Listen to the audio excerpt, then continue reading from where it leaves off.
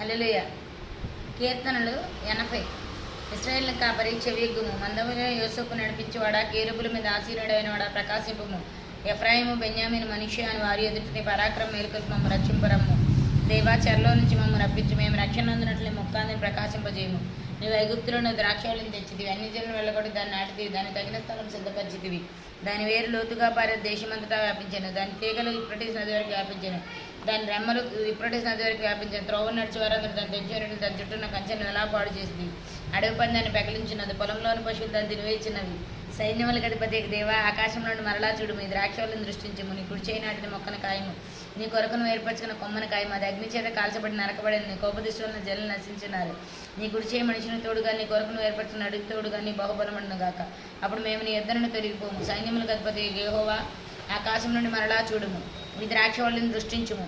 మేము రక్షణ పొందినట్లు ముక్కాంతిని ప్రకాశింపజేయము.